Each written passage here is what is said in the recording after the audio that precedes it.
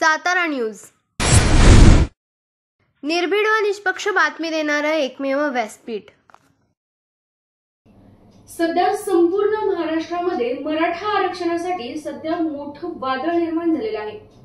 मनोज जरांगे पाटील यांनी संपूर्ण महाराष्ट्राचा दौरा सुरू केलेला आहे। मराठा समाजाला ओबीसी मध्ये आरक्षण मिळण्याच्या मनोज जरांगे पाटील यांच्या भूमिकेला तेजस्विनी चव्हाण यांनी विरोध केलेला आहे। यावरून तेजस्विनी चव्हाणवरती आरोप प्रत्यारोप होत आहेत आणि याच आरोपांना खोडून काढण्यासाठी तेजस्विनी चव्हाण आज आपल्या स्टुडिओमध्ये आलेल्या आहेत आणि त्या आज आपल्यासोबत बातचीत करणार आहेत। जाणून घेऊया त्यांच्याकडूनच नक्की मराठा आरक्षणासंदर्भात त्यांची भूमिका काय आहे। नमस्कार मॅडम, सातारा न्यूज मध्ये आपलं स्वागत। मनोज जरांगे पाटील यांनी मराठा समाजाला सरसकट ओबीसी मधून आरक्षण मिळावं अशी मागणी त्यांनी केलेली आहे आणि या मागणीला आपण विरोध केलेला आहे।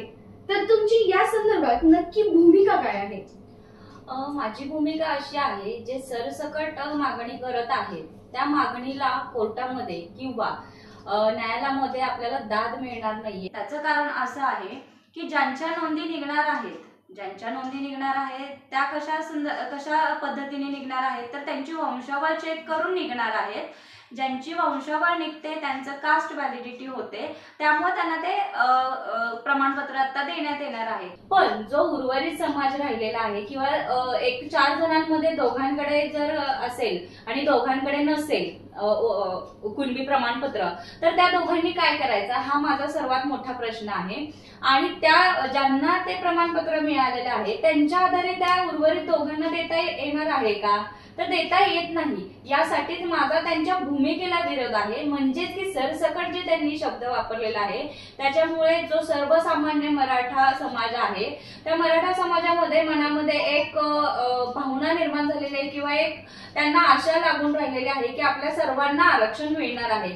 तर ते आरक्षण कशा पद्धतीनं मिळालं पाहिजे किंवा मिळणार आहे याचा अभ्यास किंवा याच्या मागची कारणं हे माझ्या भूमिकेतून स्पष्ट करायचे आहेत। म्हणून मी हे जनजागृती जी करत आहे ती या स्वरूपाची आहे। याला कोणी विरोध म्हणत आहे किंवा जी भूमिका आहे ती मराठा समाज आरक्षणाच्या विरोधात आहे का? मग मुळीच नाही, असं म्हणताच येत नाही विरोधात आहे। फक्त माझं म्हणणं असं आहे, जे योग्य आहे जे टिकणार आहे तेच आपल्याला हवं आहे। जर आपल्याला त्या गोष्टी मिळत आहेत तर त्या योग्य पद्धतीने घ्या। आता जर आपण सरसकट कुणबी नोंदींचे प्रमाणपत्र घेतले किंवा सरकारने आपल्याला दिले तर हायकोर्ट किंवा सुप्रीम कोर्टामध्ये त्याच्यावरती आपल्याला उत्तर द्यावं लागणार आहे। उत्तर देताना आपल्याला हे प्रॉब्लेम्स पुन्हा क्रिएट होणार आहेत की बाबा आपली वंशावळच नाहीये तर ती व्हॅलिडिटी होणार नाहीये, आणि जर व्हॅलिडिटी होणार नाहीये तर मग तुम्ही कुणबी कसे झालात हा प्रश्न उभा राहणार आहे आणि पुन्हा आपण आरक्षणाच्या कटघरात येऊन थांबणार आहोत। समजा मराठा समाजाला जर ओबीसी मधून आरक्षण मिळालंच तर मराठा समाजाचं नक्की नुकसान काय असेल? यामधून नुकसान हे टक्केवारीचं असणार आहे। मुद्दा असा आहे की मराठा म्हणजे ओबीसी मध्ये प्रवर्ग आहे हा ओबीसी म्हणजे, आणि ओबीसी प्रवर्गामध्ये 346 जाती आहेत, त्याच्यामध्येच कुणबी ही पण एक जात आहे आणि त्या जातीमध्ये ऑलरेडी खूप लोकसंख्या आहे। म्हणजे आधीच्या ज्या नोंदी आहेत त्यानुसार आणि आता नव्याने ज्या नोंदी येत आहेत, तर विषय असा आहे की 3% या 3%मध्ये आपण काय करणार आहोत? आपल्याला तो पुरणार आहेत का? ते 3% आता पुरणार आहेत का? आपण आताच्या जर परिस्थितीत बघायला गेलो तर आपली लोकसंख्या खूप आहे, तर आपल्यातून फक्त 2-3 जणांनाच त्या गोष्टीचा उपभोग घेता येणार आहे। पण जर आपण आपलं वैयक्तिक आरक्षण मागितलं तर कदाचित जास्त टक्केवारी येईल आणि आपण त्याचा जास्त उपभोग घेऊ शकतो, हे नुकसान होणार आहे। आणि तसंच ओबीसी मध्ये जो बाकीचा जो समाज आहे त्यांना ही भीती लागून राहिलेली आहे, त्यामुळे ते आज रस्त्यावर आलेले आहेत की बाबा आमचं आरक्षण काढून तुम्ही यांना का देताय, असाही एक मुद्दा उभा राहिलेला आहे। त्यामुळे काय झालेलं आहे, समाजामध्ये भीतीचं वातावरण निर्माण झालेलं आहे। कुणबी मधून जे आरक्षण आता चालला आहे मुद्दा की कुणबी मधून मिळावं किंवा कुणबी नोंदी हव्या आहेत, तर काही लोकांमध्ये कुणबी हा गैरसमज असा आहे की शेती करणारा म्हणजे कुणबी, तर नक्की त्या संदर्भात तुम्ही काय सांगाल? नाही, हा गैरसमज नाहीये। कुणबी जे आहे, जी काही जातीचं नाव आहे कुणबी, हे ऍक्च्युली शेतकऱ्यांचंच आहे। शेती जे करत होते त्यांनाच कुणबी म्हटलेलं होतं किंवा आहे, हे आम्ही मान्य पहिलंही केलंय ना आताही करतो. फक्त मुद्दा इतकाच आहे की मराठा समाजातच कुणबी आहेत किंवा मराठाच जातीच्या लोकांचा शेती हा व्यवसाय आहे असं नाहीये. तर सर्व जाती मध्ये जमिनी आहेत, प्रत्येक जण आपलं शेत जोपासत आहे, प्रत्येक जण आपली शेतीवाडी करत आहे, त्यामुळे त्यांच्याकडेही कुणबी नोंदी मिळालेल्या आहेत. जर असा विषय आहे, जर त्यांची नोंद ही कुणबी म्हणून निघाली, त्यांची कास्ट व्हॅलिडिटी कुणबी म्हणून झाली, जर उदाहरणार्थ एसटी मध्ये जे आरक्षण घेणारे आपले बांधव आहेत त्यांची जर कुणबी म्हणून नोंद निघाली, तर त्यांच्या पुढेही आता पेच उभा राहिलेला आहे की आम्ही एसटी आरक्षण घ्यायचं की ओबीसीतून घ्यायचं. म्हणजे आमची कास्ट व्हॅलिडिटी होती म्हणून आम्ही ओबीसीत गेलं पाहिजे का, आणि आमची जात ही आहे म्हणून आम्ही तर राहिलं पाहिजे का, हाही एक मोठा प्रश्न उभा राहिलेला आहे. त्यामुळे माझं असं म्हणणं आहे की त्या भूमिकेला विरोध आहे की सरसकट बोलण्याची जी वाक्य रचना आहे त्याच्यामुळे हे सगळे प्रश्न उद्भवलेले आहेत. आज मराठा आरक्षणासंदर्भात ओबीसी मधून आरक्षण नको तर ईडब्ल्यूएस मधून आरक्षण पाहिजे असं एकंदरीत तुमचं म्हणणं आहे का? मग ओबीसीतून आरक्षण नको असं म्हणणं सरसकट याला विरोध आहे. ज्यांच्या नोंदी आहेत त्यांना मिळणारच आहे का, तर पहिल्यापासून कुणबी नोंदी ऑलरेडी कुणबी ही जात त्याच्यामध्ये आहे, त्यामुळं ओबीसी प्रवर्गामध्ये कुणबी असल्यामुळे त्यांना ती आरक्षण मिळणारच आहे. पण जो उर्वरित समाज राहणार आहे, सवलत आहे ईडब्ल्यूएस ची, ती 10% आहे, ती आर्थिक निकषावरती केंद्र सरकारने आपल्याला दिलेला आहे. तर त्याचा उपभोग बऱ्यापैकी 9 वरती आपण घेत आहोत मराठा समाज. ह्याची पण सर्वांनी नोंद घेतली पाहिजे. लोकांच्या मध्ये भ्रम असा आहे की ईडब्ल्यूएस सगळ्यांसाठी आहे वगैरे. तर तुम्ही पाहिलं GR जर पाहिला ईडब्ल्यूएसचा तर त्याच्यामध्ये स्पष्टपणे उल्लेख केलेला आहे एका टाइमला एकच आरक्षण तुम्ही यूज करू शकता. याचाच अर्थ असा आहे ST&T मधल्यांना ऑलरेडी आरक्षण आहे, ओबीसी मध्ये ज्या जाती म्हणजे ज्या जाती आहेत त्यांनाही आरक्षण आहे, त्यामुळे त्यावरती येऊन ईडब्ल्यूएस मध्ये आरक्षण घेत नाहीत. आपणच असे आहोत की आपल्याला कोणत्याही आरक्षणाच्या ह्याच्यामध्ये आपण आतापर्यंत अडकलेलो नाही आहोत. आपण एक ओपन आहोत की आपण कुठेही स्वतंत्र कुठेही आपण आपल्याला इच्छा होईल तर आपण जाऊ शकतो. तसं बाकीच्या प्रवर्गातल्या लोकांना तसं करता येत नाही, म्हणून ईडब्ल्यूएसचा फायदा आपण सगळ्यात जास्त घेतात. मग हा लोकांनी विचार केला पाहिजे 3% बरे की 9% बरे. बरोबर, हा एक विषय. साताऱ्यातील काही महिला मराठा समन्वयकांनी आपल्यावरती आरोप केलेले आहेत, तर त्याबद्दल तुम्ही काय सांगाल? मुद्दा पहिलं म्हणजे असं माझं म्हणणं आहे की हे काही राजकीय व्यासपीठ नाहीये, तुम्ही आरोप करायचे मी प्रत्यारोप करायचे वगैरे वगैरे. तर माझं इतकंच म्हणणं आहे, त्यांचीही चळवळ आहे, माझीही चळवळ आहे. माझी चळवळ ही कायद्याच्या दृष्टिकोनातून मी चालवत आहे किंवा मी जो काही लोकांना जे जागृत करण्याचं काम करत आहे ते मी माझ्या पद्धतीने करत आहे. आणि त्यांना काय बोलायचं असेल ते त्यांच्यापर्यंतच राहून द्यावं. ते त्याला काही जास्त मी माझ्या डोक्यामध्ये घेऊन त्यांना प्रत्युत्तर करू शकत नाही किंवा करायचंही नाही, कारण माझं ध्येय वेगळं आहे की राजकीय व्यासपीठ नसल्यामुळे त्या गोष्टींमध्ये मला पडायचं नाहीये. मला जनजागृतीच्या दिशेने कार्य करायचं आहे आणि ते मी करतेय.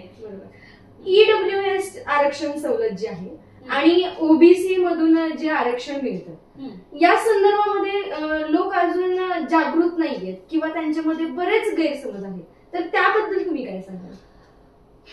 ओबीसी मध्ये 346 जाती आहेत असं मी तुम्हाला सांगितलं. त्यांना 19% आरक्षण दिलेलं आहे. त्यांचं जे वाढवून म्हणतोय आपण त्यांना 34% आहे वगैरे, तर मूळ मुद्दा असा आहे की त्यांना 19% आरक्षण आहे आणि त्या 19% मध्ये 346 जाती म्हणजे विचार करण्याची अशी गोष्ट आहे की एका जातीमध्ये असंख्य लोकसंख्या आहे, लाखो आहे, 2 लाख आहे, 3 लाख आहे. आपण आता असं काही म्हणू शकत नाही की यांची कमी आहे त्यांची कमी आहे. तर मुद्दा असा उद्भवतो, लाखोनी फॉर्म येतात, 19% मध्ये लाखोनी फॉर्म येतात, बरोबर आहे. ते सर्व जातींचे असतात, स्पेसिफिक एका जातीचे येतात का? नाही येत. तर त्यामुळे काय होतं, ओबीसी समाजामध्ये पण आहे ना त्याचा लाभ त्यांना प्रॉपरपणे घेता येत नाहीये. त्या लोकांनाही त्याचा त्रास आहे. तुम्ही जर ओबीसी लोकांना जर विचारलं की तुम्ही तुमच्या सवलतींचा किती टक्क्यात म्हणजे घेताय लाभ, तर त्यांच्याकडून तुम्हाला ऐकायला असं मिळेल की बाबा 19% असून सुद्धा आम्हाला त्याचा म्हणजे खूप कमी प्रमाणात लाभ मिळत आहे. का मिळत आहे तर याचा असं अर्थ आहे किंवा त्याचं असं त्याच्या मागचं कारण असं आहे की लोकसंख्या असल्यामुळे तो प्रॉब्लेम होत आहे।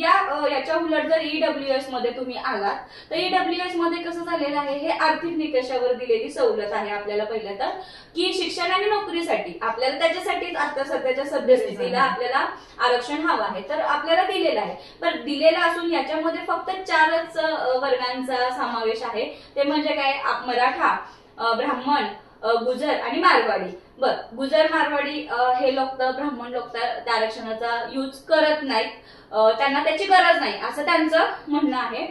पण मराठा समाजाला गरज आहे, तर मराठा समाज 9 ते 9.5% तिथून लाभ घेत आहे। मग मराठा समाजाने ठरवायचं आहे, जर आपल्या नोंदी नाही निघत आहेत तर आपण आपला जो लढा 2006 पासून चालू केलेला आहे, 16% आरक्षण पाहिजे होतं आपल्याला, त्यातून आपल्याला 12-13% दिलेलं आहे, ते का गेलेलं आहे किंवा ते आता आपल्याला मिळालं, पुन्हा जर ते आरक्षण आपल्याला लागू झालं, मिळालं, आपण कोर्टामध्ये सगळं जिंकलो आणि मिळालं, तर ओबीसीत एकदा तुम्ही गेल्यानंतर तुम्ही ते आरक्षण घेऊ शकता का? नाही घेऊ शकत का? आता तुम्ही एक प्रवर्ग आणि एक जात तुम्ही निवडलेली आहे, तुम्ही एकदा एका आरक्षणात गेलेला आहात। तसं ईडब्ल्यूएस याच्यामध्ये असं होत नाही ना। जर आपल्याला वैयक्तिक ईडब्ल्यूएस हे कशासाठी, की ज्या जातींना आरक्षण नाही स्वतःच, त्यांच्यासाठी हे आरक्षण किंवा ही सवलत दिलेली आहे, तर याचा उपभोग घेणं गरजेचं आहे। आणि दुसरी महत्वाची गोष्ट, ज्या सवलती ओबीसी मध्ये आहेत त्याच ईडब्ल्यूएस ला आहे, की जसं की 50% फी असेल, मेरिट लिस्ट तुम्ही चेक केली, म्हणजे माझ्याकडे सगळे रिझल्ट आहेत, मी दाखवू शकते, चेक केली तर मोस्ट ऑफ 1-2% वरती खाली आहेत, पण सगळ्या ओबीसी आणि ईडब्ल्यूएसच्या मेरिट लिस्ट सेम लागतात, प्रत्येक ठिकाणी ईडब्ल्यूएस आपण करू शकतो। दुसरा मुद्दा असा आहे, ईडब्ल्यूएस काढायला सुद्धा तुम्हाला खूप काही करायची गरज नाहीये, फक्त 50 वर्षापूर्वी तुमच्या घरामध्ये कोणीतरी शाळा सोडलेला असेलच ना, हा फक्त दाखला द्यायचा आहे तिथं, एवढाच मुद्दा आहे। थोडक्यात ओबीसीचं आरक्षण घेऊन गुंतून राहण्यापेक्षा ईडब्ल्यूएस ची सवलत घेतलेली बरी। हो, कधीही बरीच आहे ती, कारण काय, सकल मराठा समाजाचा लढा आहे हा राहणारच आहे, जोपर्यंत आम्हाला हक्काचं आरक्षण मिळत नाही तोपर्यंत आम्ही माघार घेणारच नाही, हा तर आमचा निर्धार पहिल्यापासून आहे। 2016 पासून आतापर्यंत आतापर्यंत आम्ही लढा देतच आलेलो, तर इथून पुढेही आम्ही देणार आहेत, फक्त जे योग्य आहे, जे टिकणार आहे आणि जे आम्हाला उपयोगी पडेल तसं आरक्षण आम्हाला हवं आहे। मराठा समाजाला जर ओबीसी मधून आरक्षण मिळालं तर आपल्याला मराठा समाजाची कास्ट व्हॅलिडिटी काढताना ते त्यातून वगळलं जाईल का? बरोबर आहे, जर नोंदीच निघाल्या नाहीत तर कास्ट व्हॅलिडिटी होणार नाही। कास्ट व्हॅलिडिटी हा असा मुद्दा आहे, तो रक्तातून येतो आपल्याकडे, म्हणजे वंशावळ जी म्हटली जाते, वडील झाले, आजोबा झाले, पंजोबा झाले, खापरतोंड झालं, ह्या वंशावळ मध्ये जर निघालं तर आपल्याला मिळणार आहे, ना की नातेसंबंधातून तयार झालेल्या नाती जोडल्यानंतर जे निर्माण झालेलं आहे त्याच्यातून आपल्याला हे आरक्षण मिळणार नाही किंवा कास्ट व्हॅलिडिटी होणार नाहीये, इतकं सोपं आहे। आणि आपण जर आता म्हणतोच आहोत की आम्हाला कुणबीतून सर्टिफिकेट द्या, हा मुद्दा जो आहे, ज्यांचे निघणार आहेत त्यांना मिळणारच आहे, त्यांनी ते घ्यावेत। काही लोकांचं असं मत आहे, तुम्ही घेऊ नका, तुम्ही घेऊ नका कसं म्हणताय, जर एकदा सरसकट मराठा समाज जर कुणबीमध्ये कन्वर्ट झाला तर मराठा समाज राहिला कुठे? राहिलेलाच नाही, सर्व कुणबी झाले। पण कुणबी झाल्यानंतर आम्ही म्हणू शकतो का आमची कास्ट व्हॅलिडिटी नाही होते, मग आम्ही काय करायचं परत? एक तर प्रमाणपत्र आलं कुणबी म्हणून, बरोबर आहे, त्याच्या मागचे कागदपत्र निघाले नाहीत, हा आमचा दोष आहे का? मग आम्ही परत कोणाकडे याचिका घेऊन जायची, आम्ही कोणाकडे न्याय मागायचा? ह्याही प्रश्नांची उत्तरं आम्हाला मिळाली पाहिजेत। हे सर्वसामान्य लोकांचे प्रश्न आहेत, फक्त प्रवाह ज्या दिशेने वाहत आहे त्या दिशेने लोक जात आहेत, इतकाच मुद्दा आहे। आवाज उठवणं म्हणजे विरोध करणं म्हणजे काय, त्यांना विरोध करणं किंवा आम्हाला भूमिकाच म्हणजे पहिल्या त्यांच्या पटलेल्यांना असं नाही, आताची फक्त जी त्यांची भूमिका आहे सरसकट कुणबीकरणाची ती पटलेली नाहीये आणि तिथे मी आवाज उठवणारच। आता सध्या मराठा समाजाला ईडब्ल्यूएस ही सवलत आहे, तर तुमच्या मते मराठा समाजाला किती प्रमाणामध्ये आरक्षण मिळाले पाहिजे किंवा ती जी सवलत आहे ही वाढवून मिळाली पाहिजे का? मुद्दा असा आहे की जे आपलं 2006 पासून जे आंदोलन चालू आहेत त्याच्यामध्ये आपलं 16% आरक्षण आपण मागत होतो, बरोबर आहे, 16% मागत होतो, तर 16% 12-13 आपल्याला दिलं होतं, ते आपलं काही कारणास्तव टिकलेलं नाही किंवा काही त्रुटी राहिलेल्या त्यामुळे ते झालेलं नाहीये। पण 10% ईडब्ल्यूएस ची जी सवलत दिलेली आहे ती केंद्र सरकारने काय केलेलं आहे, 103 घटना चेंज करून ते दिलेलं आहे, प्लस त्यांनी ते सुप्रीम कोर्टात हायकोर्टात टिकवलेलं आहे. त्यामुळे त्या ह्याच्यामध्ये काय म्हणतात, टक्केवारी वाढवण्यापेक्षा आहे ना, सवलतींमध्ये जर काही एखादा मुद्दा वाढवला आपण तर काही हरकत नाही, त्याचाही आम्ही लाभ घेतच आहोत. आपण मराठा समाजाच्या आरक्षणासंदर्भात जो मुद्दा आता उपलब्ध केलेला आहे, जसं मनोज जरांगे पाटील हे ओबीसी मधून आरक्षण मिळावं यासाठी लढा देतात. तुमचा लढा असा आहे की ओबीसी मधून न घेता ईबीसी सवलत वाढवून द्यावी किंवा मराठा समाज हा मराठा समाज स्वतंत्र म्हणून पुढे राहावा. तर या भूमिकेशी तुमच्याशी जे आपले मराठा बांधव आहेत हे तुमच्या पाठीशी असतील का असं तुम्हाला वाटतंय? सद्यस्थिती बघता मी सांगितलं मगाशीच तुम्हाला की प्रवाह आहे, प्रवाहामध्ये कसं असतं, माणूस प्रवाहातच वाहत जात असतो. पण माणसांनाही किंवा म्हणजे जनतेलाही किंवा लोकांनाही समजलं पाहिजे की आपण कुठे थांबलं पाहिजे, काय केलं पाहिजे, योग्य ती दिशा घेतली पाहिजे. प्रवाह चालला आहे म्हणून त्याच्या मागे जाणं कितपत योग्य आहे, त्याच्यातून आपलं नुकसानही किती होणार आहे याचा विचार आता सर्वसामान्य जनतेने करायला पाहिजे. जी जनजागृती मी चालू केलेली आहे त्याचं कारणच हे आहे की माणसांचं कसं आहे किंवा सर्वसामान्य लोकांची आत्ताची भूमिका अशी आहे, आरक्षण मिळणार मिळणार मिळणार मिळणार, हो मिळणार आहे, पण त्यालाही काहीतरी क्रायटेरिया आहे, त्यालाही काहीतरी अटी नियम आहेत, त्या नियमात बसून आपल्याला घ्यायचं आहे. तर आपण त्या पद्धतीनं जाणं खूप गरजेचं आहे असं माझं म्हणणं आहे. म्हणून मी जनजागृती चालू केलेली आहे. विरोध करायचा किंवा काय अशातला काहीच भाग नाहीये, फक्त योग्य आहे ते घ्या आणि योग्य डिसिजन घ्या आणि त्या ओघात ज्या प्रवाहात तुम्ही चाललेला आहात त्या प्रवाहातून तुम्ही योग्य प्रवाहात या. बरं, आता सद्यस्थितीला माझे विचार यांना न पटण्यासारखेच आहेत का, तर यांना असं वाटणार की मी विरोध करत आहे, पण काही कालांतराने त्यांना कळणार आहे की मी प्रवाहाच्या विरोधात नाही तर मी योग्य दिशेच्या बरोबर होते. इतकंच माझं सांगणं आहे. ज्या पद्धतीनं मनोज जरांगे पाटील हे मराठा समाजाला ओबीसी मधून आरक्षण मिळावं यासाठी ठिकठिकाणी उपोषण करत आहेत आणि ते त्यांच्या भूमिकेला ठाम आहेत, त्याच पद्धतीने तेजस्विनी चव्हाण मॅडम देखील मराठा समाजाला ओबीसी मधून आरक्षण न मिळता ते ईडब्ल्यूएस या प्रमाणात मिळावं किंवा या सवलतीमध्ये वाढ होऊन मिळावं किंवा मराठा समाजाला स्वतंत्रपणे असं आपलं आरक्षण असावं यासाठी लढा देत आहेत. यापुढे त्या मराठा समाजाला ओबीसी मधून आरक्षण मिळणार की ईडब्ल्यूएसच्या प्रमाणामध्ये वाढीव होणार की मराठा समाज हा स्वतंत्रपणे आरक्षित होणार हेच पाहणं आता उत्सुकाचे ठरणार आहे. धन्यवाद मॅडम, सातारा न्यूजच्या स्टुडिओमध्ये तुम्ही आलात. तुम्ही अतिशय छान पद्धतीनं माहिती दिलेली आहे, तुम्ही जनजागृती करताय. तुमच्या या लढ्याला सातारा न्यूज तर्फे हार्दिक शुभेच्छा. आपल्या तालुक्यातील जिल्ह्यातील बातम्या सर्वप्रथम पाहण्यासाठी आजच सातारा न्यूजला यूट्यूब चॅनलवर सबस्क्राईब करा, लाईक करा, शेअर करा आणि बेल आयकॉन प्रेस करायला विसरू नका.